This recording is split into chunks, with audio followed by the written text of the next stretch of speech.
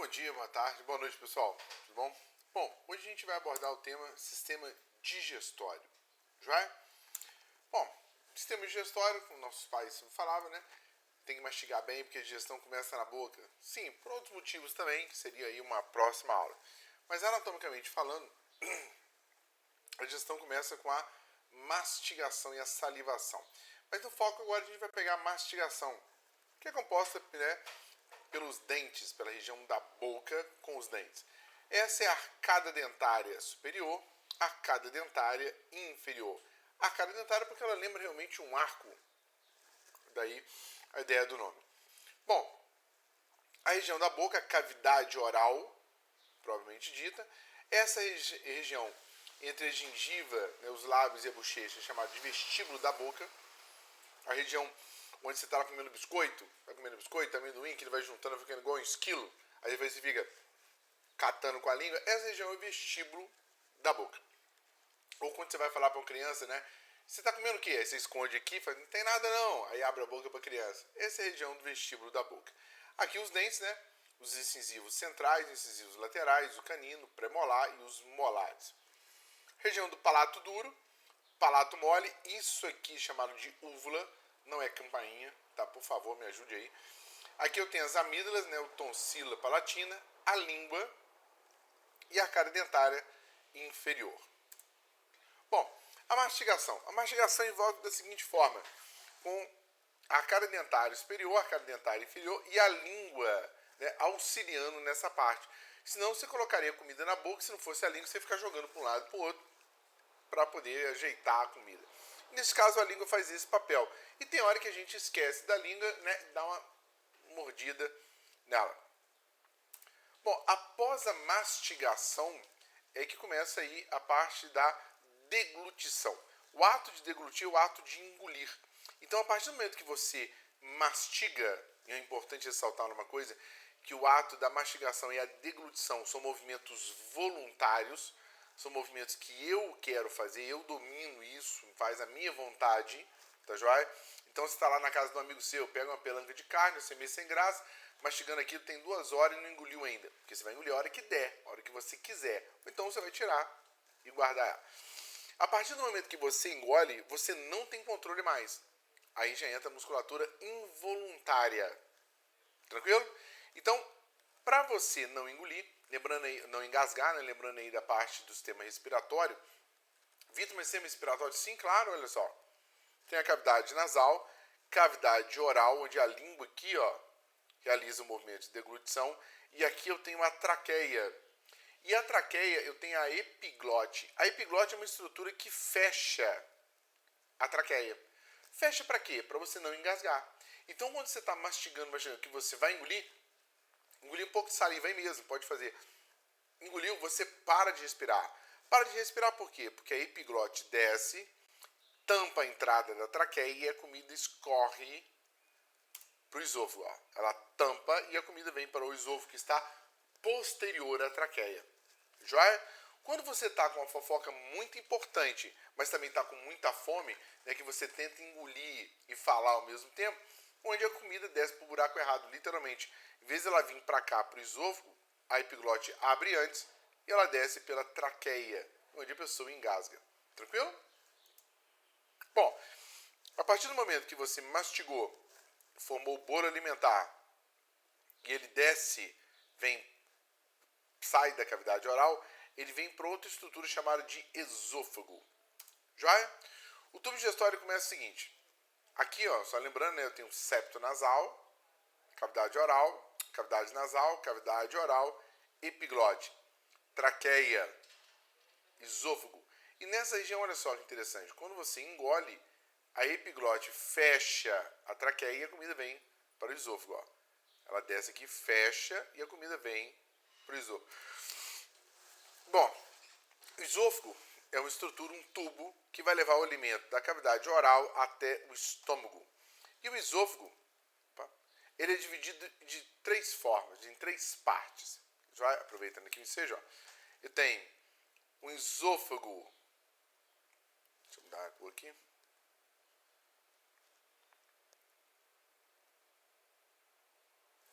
Eu tenho aqui, ó, a porção cervical do esôfago, que é essa aqui.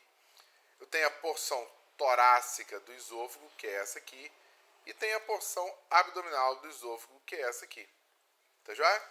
Então, se você olhar numa prova, o que for, o esôfago é dividido em 3 partes. A porção cervical, a porção torácica e a porção abdominal. Lembrando que como ela passa pelo tórax, a porção torácica é maior. Tá joia? Porque ela atravessa o tórax com ela. Então, lembrando aqui das estruturas, ó, ele vem para o esôfago, estômago, intestino delgado e intestino grosso. O esôfago. Quando você deglute, que você engole, ele continua o movimento através de musculatura involuntária, através de musculatura que eu não controlo. Então até você engoliu, eu quero voltar porque eu não queria. Não, já era, já foi. A gente não rumina, né? Igual os ruminantes. A partir do momento que você engole, ele passa pela porção cervical, porção torácica e a porção abdominal. O bolo alimentar, então agora ele vai seguir o seu caminho até o estômago. Joia?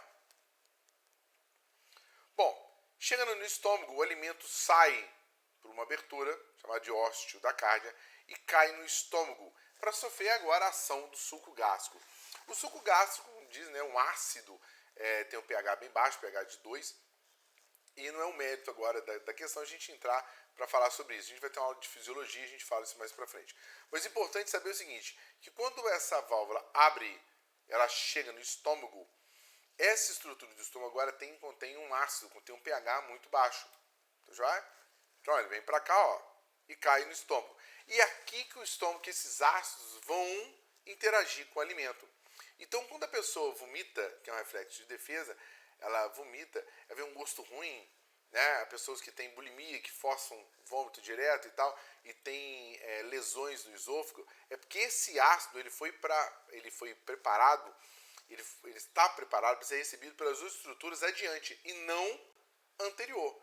Ou seja, o esôfago não tem estrutura para receber esse ácido. Então quando a gente vomita, fica aquele gosto ruim, amargo, daí quando vomita muito fica pior ainda, porque pode causar lesões do esôfago, é porque isso não foi preparado para receber o ácido. Já a estrutura adiante o estômago é essa sim.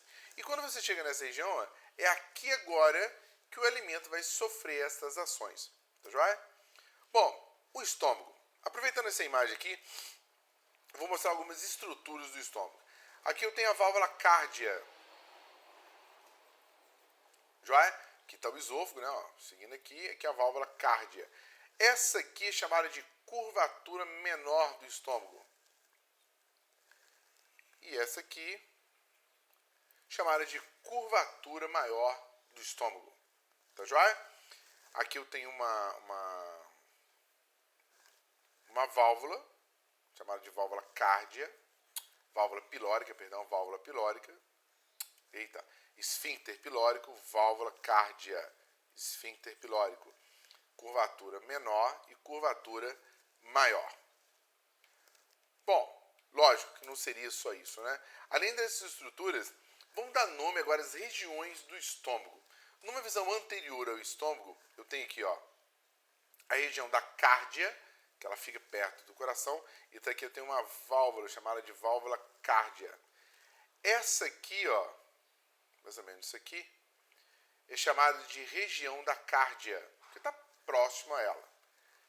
Essa parte aqui, que é chamada de fundo do estômago. Essa aqui é chamada de corpo do estômago. Essa aqui, quando mencionada, né, é chamada de antro. E essa aqui é chamada de região pilórica, onde eu tenho aqui o esfíncter pilórico. Tá joia? O esfíncter abre e fecha, ele controla isso. A válvula não, a válvula permite a passagem e impede o refluxo. Né? A ideia seria essa. Tá joia? Bom, essas são as regiões do estômago. Lembrando ainda que tem a curvatura menor e aqui a curvatura maior. Uma das coisas que é importante, o piloro, né, o esfíncter pilórico, é que ele controla a saída do alimento. Ele entende que o alimento tem que ficar um tempo ali para sofrer a ação do suco gástrico. Então, às vezes, você está numa festa, vou dar um exemplo, né, meus exemplos são meio esquisitos, mas funcionais. Você está numa festa, pagou 500 conto para ir numa festa. Pô, vou comer 500 conto. Então, Então você começa a comer, chega um ponto que não dá mais. Por quê? Porque o seu esfíncter pilórico não deixa o alimento que você comeu sair daqui ainda. Porque ele precisa ficar um tempo recebendo, né, sofrendo a ação do suco gástrico. Aí você pensa, poxa, mas só comi 200 conto ainda falta 300. Sim, você vai ter que esperar. Porque não dá para você comer, né, o seu valor todo se o esfíncter achar que não tem que liberar a comida. Ele só vai liberar quando o seu cérebro, olha, não, já ficou um tempo legal, já está digerido, pode liberar. Vamos dar espaço para o seu estômago. Bom, à medida que você vai comendo, ele vai fazendo isso, ele vai enchendo o seu estômago, tá? A partir do momento que ele encheu, o esfíncter não libera, agora já era, você tem que esperar isso aí passar.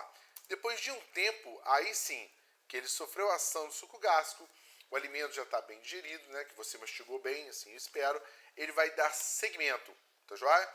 Segmento como? A partir do momento que ele acha que o seu alimento já sofreu a ação do suco gástrico suficiente, o esfíncter vai liberando aos poucos esse alimento. Agora sim é o que você vai começar a liberar esse alimento que já sofreu a ação do suco gástrico auxiliando na sua digestão. E aí ele vai dar segmento, ele vai sair daqui e vai para o intestino delgado. Intestino delgado, como o próprio nome diz, é um intestino fino, né, de delgado, de fino, essa é a ideia. E o intestino delgado ele é dividido em 3 partes. O intestino delgado é dividido em duodeno, essa parte aqui,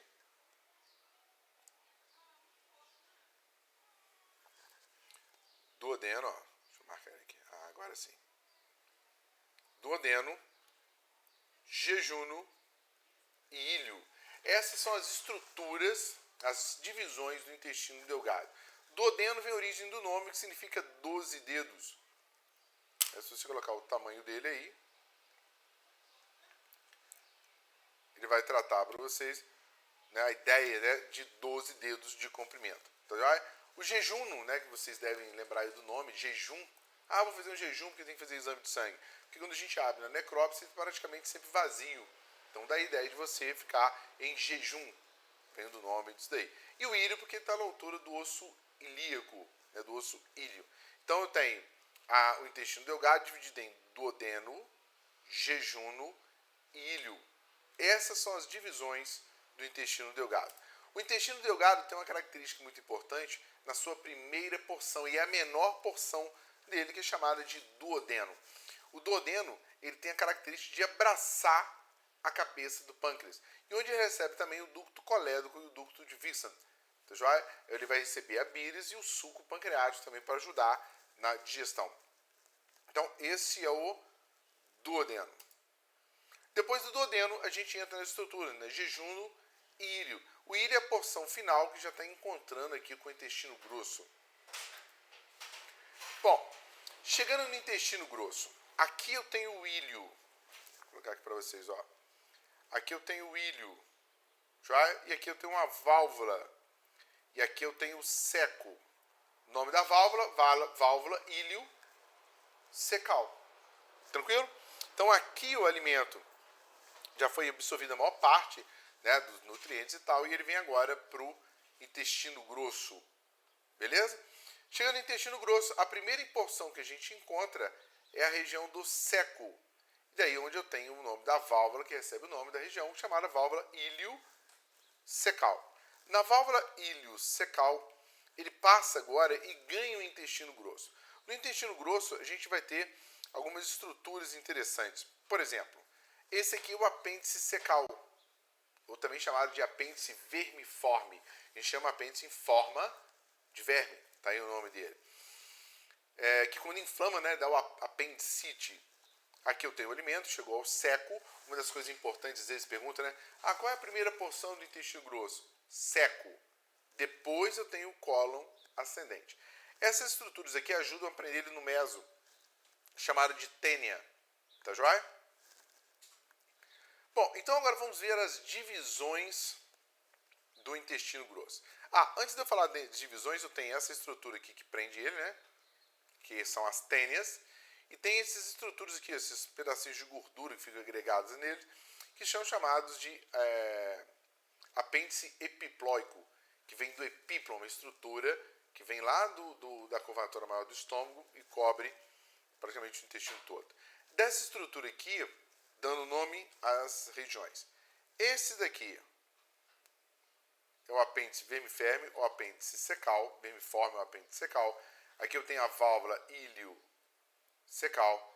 E essa primeira porção aqui, ó, isto é o seco. Já este é o seco. Essa porção aqui, ó, vai se chamar cólon ascendente. Vitor, mas por que cólon ascendente? Porque eu estou seguindo o caminho das fezes. E as fezes vêm do intestino delgado e que elas sobem. Daí o termo cólon ascendente. Quando chega nessa região aqui, ele tem uma dobra, uma curvatura ou um ângulo. Como ele está à direita, eu vou chamá-lo de ângulo hepático. Tá joia? Ou curvatura hepática ou dobra hepática, como queira. Aqui as fezes vão transferir para cá, ó, seguindo o caminho das fezes. Joia? Esse é o cólon transverso, que atravessa de um lado ao outro. Aqui eu tenho outra curvatura, só que agora está do lado do baço. Então vou chamar isso aqui de curvatura esplênica, de curvatura de dobra esplênica e assim por diante. Agora as fezes vão descer. Se elas estão descendo, eu estou no cólon descendente. Aqui ela faz isso, ó. Ela lembra a letra sigma. Daí o nome cólon sigmoide. E essa estrutura aqui é reta. Daí o cólon retal ou reto. Até chegar na estrutura final, que é chamada de ânus. Tá? Outra característica interessante no intestino grosso é que ele, como o próprio nome diz, né? O intestino delgado, olha só, ele é lisinho. Já o intestino grosso, ele tem essas dobras. Já cada dobra dessa, isso aqui é chamado de haustros. Beleza? Cada voltinha dessa aqui, ó, dobra dessa aqui, ó, isso são chamados de haustros. Só o intestino grosso tem isso, tá? O intestino delgado não. Como o próprio nome diz, né? O intestino é delgado, é fino. Tá joia? Bom, mostrando aqui para vocês, então, a parte da estrutura interna, onde eu tenho o apêndice vermiforme, o seco, o cólon ascendente, ângulo hepático, cólon transverso, ângulo esplênico, cólon descendente, cólon sigmoide, reto e ânus. Ainda estou mostrando aqui os haustros dele, ó, né? A tênia e aqui os apêndices epiplóicos.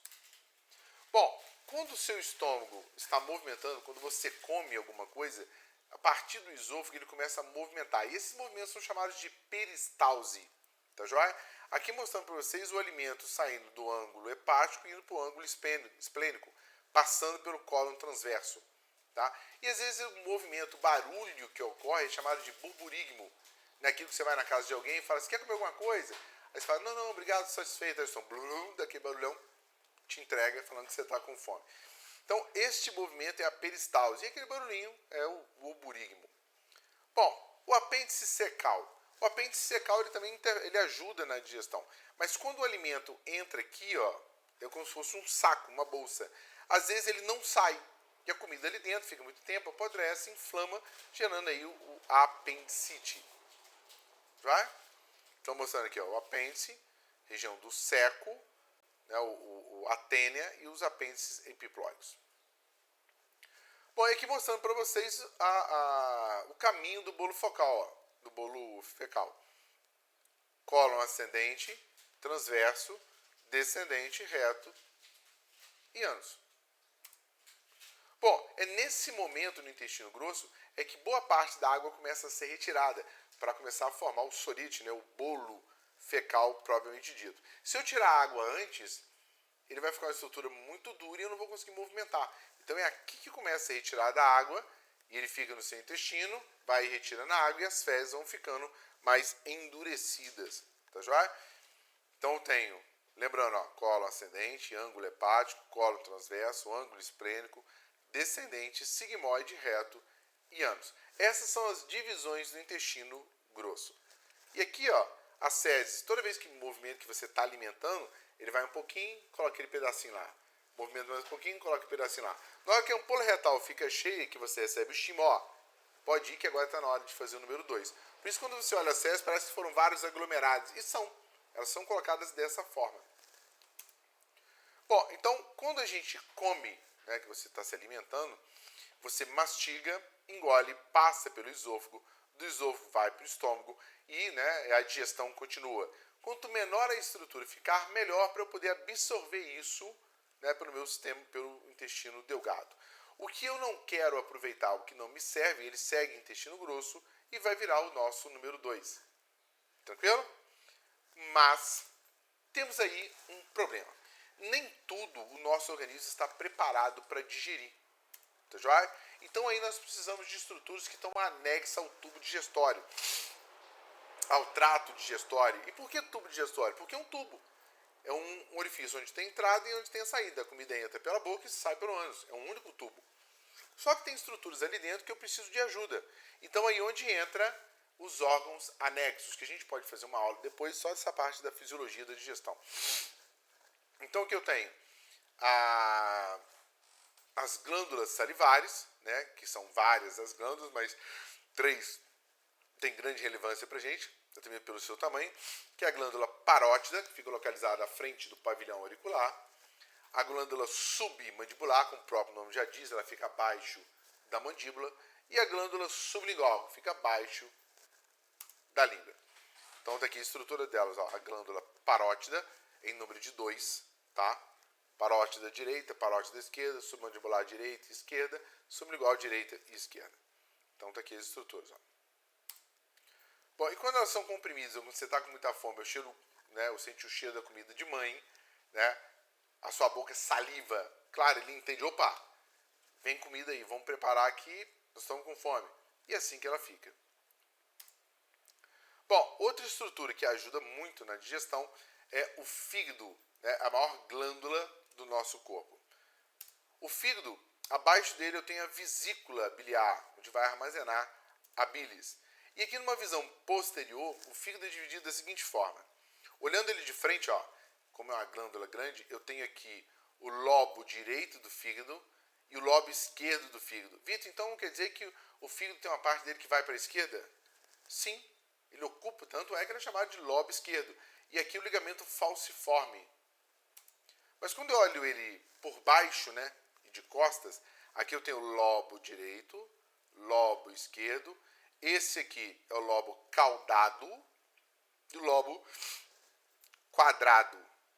Caudado porque lembra aquele rabinho de cachorro cotó, né? É uma analogia que você pode fazer aí. E esse aqui é o lobo quadrado, que fica perto da vesícula biliar. Então também é um órgão que ajuda a gente pra caramba. Outro órgão que ajuda a gente pra caramba é a vesícula biliar, tá? E a vesícula biliar, ela desemboca no duodeno. O seu ducto desemboca no duodeno. E a vesícula biliar é dividida da seguinte forma. Algumas provas pedem isso, né? Algumas estruturas pedem isso, e é importante você guardar da seguinte forma. Basicamente, eu tenho o lobo direito do fígado, eu tenho o lado direito do fígado aqui, ó. Vou tentar fazer aqui uma gambiarra aqui. Aí, lado direito. Aqui ficou legal.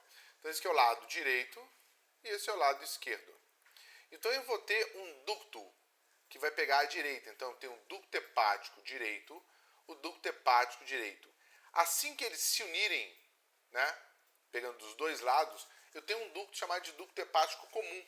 Comum quem? Comum aos dois. Então, tem ducto hepático direito, ducto hepático esquerdo e ducto hepático comum. Joia? Lembrando que a vesícula está armazenando bilis aqui dentro. Então eu tenho o que a gente chama dela de ducto cístico, que é esse carinha aqui. Então nessa região, olha só, eu vou unir tanto o ducto hepático quanto o ducto cístico, que vai chamar ducto colédoco. Ó.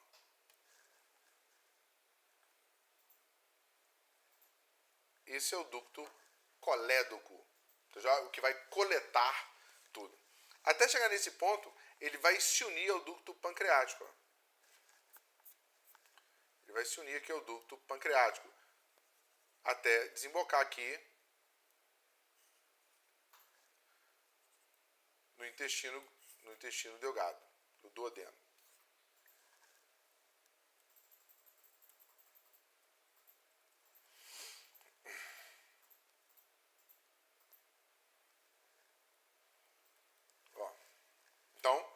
tem aqui o duodeno, que vai desembocar aqui. Então, essa estrutura, né, você tem que pensar o seguinte, eu tenho o ducto hepático direito, ducto hepático esquerdo, que vão descer e vão formar o ducto hepático comum. Mas o ducto hepático comum tem que se unir ao ducto cístico. Então, ducto hepático comum, ducto cístico, ducto colédoco, que vai pegar aqui ainda o ducto pancreático, que às vezes pode ou não, tá? Isso pode acontecer ou não, ele pode ter só um órteo ou pode ter dois. Beleza? Só que, às vezes, né, é muito comum, ele pode calcificar essa estrutura, formando aí os cálculos de vesícula biliar. E se ele entope aqui, vai gerar um problema bem grande, bem complicado aí para o paciente. Outro órgão importante para a gente é o pâncreas. O pâncreas ele tem uma característica interessante, que ele é uma glândula exócrina e endócrina. Tá? Ele vai produzir tanto o suco pancreático quanto a insulina, né, que ajuda a regular os nossos níveis de açúcar aí no sangue. Então ele é uma glândula muito importante porque ele ajuda a controlar, ele ajuda a produzir secreção endócrina e exócrina. Para quem não lembra aí, secreção endócrina que fica dentro do nosso corpo, corrente sanguínea. Secreção exócrina que vem para fora. Ah, Vitor, mas jogou dentro do intestino. Sim, mas está indo onde? Para fora, eu não vou usar. Então ele funciona da seguinte forma. Aqui eu tenho o estômago, o duodeno, a vesícula biliar, o ducto cístico e o ducto colédoco, que vai desembocar aqui. Dessa estrutura aqui, ó, eu tenho o ducto de Wissam, ou ducto pancreático, que vai desembocar aqui também. Neste caso aqui, como exemplo, ó, eu tenho a vesícula biliar liberando a bilis, e eu tenho o pâncreas liberando o suco pancreático. Vamos supor que desenvolva aqui um cálculo, né, uma pedra na vesícula, e essa pedra vem pelo ducto cístico, ducto colédoco, vem para cá e obstrui. Pronto, gerou uma complicação bem grande. Ele não recebe nem a bile e também não vai receber o suco pancreático para ajudar na digestão. Aí gera dor, interna correndo, aquela coisa toda. Já? Então, todas as estruturas do nosso intestino, elas estão preparadas para trabalhar, para digerir alimentos. Só que nem tudo ela tem as enzimas que ela precisa. Daí a utilização dos órgãos anexos, como a glândula salivar, o fígado, a vesícula e o pâncreas. Que é nessa região, depois do duodeno, é que começa a quebrar essa molécula para a gente poder conseguir absorver os nutrientes que nós precisamos. Beleza? Pessoal, espero que vocês tenham gostado da aula. Um beijo no coração de todo mundo. Um abraço, até mais.